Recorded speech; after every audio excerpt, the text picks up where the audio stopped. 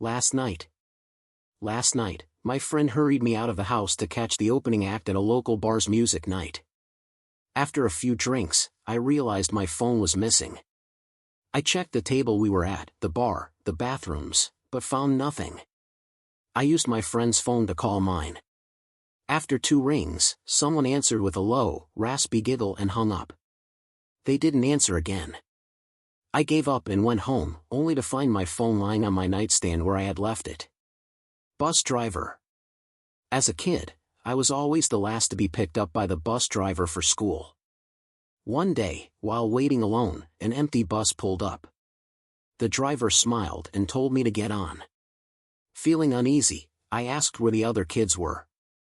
He insisted we would pick them up next and became pushy. I kept refusing, and he eventually left. The real bus arrived a few minutes later.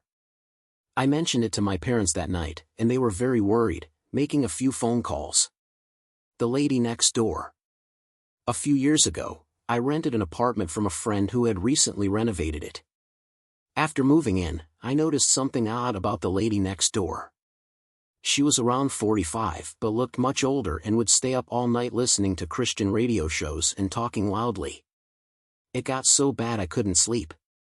When I asked her to keep it down, I noticed her apartment was covered in crosses, words like Jesus and angels, and the windows were painted black. The place was filthy with no dog in sight. She turned up the radio even louder after I left. One night, I woke up to find her standing by my bed, talking about locking doors at night. The next morning, she was outside with a plastic bag containing her dead dog, muttering to herself. I learned from a neighbor that she had broken into his apartment while he was watching TV with his kids, holding a power drill.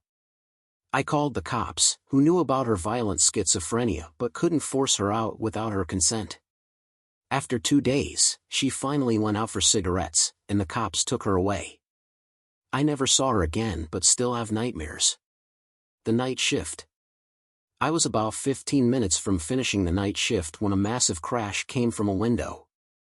Someone had thrown a sizable rock through it. I was alone in the industrial district at 11:30 p.m. After calling security, I decided to leave. As I drove home, I realized my car had been unlocked the whole time. I checked the back seat for anyone hiding but found nothing. Later, I went out to join a friend for drinks. As I rode my bike, a man passed me slowly, giving a creepy smile. I realized he was riding my mom's bike. I rushed home to find her bike missing and one of my car doors open. The pay phone. I worked night shifts at a campground, from midnight to 8 a.m. My predecessor told me about a payphone that rang every night at 4:17 a.m.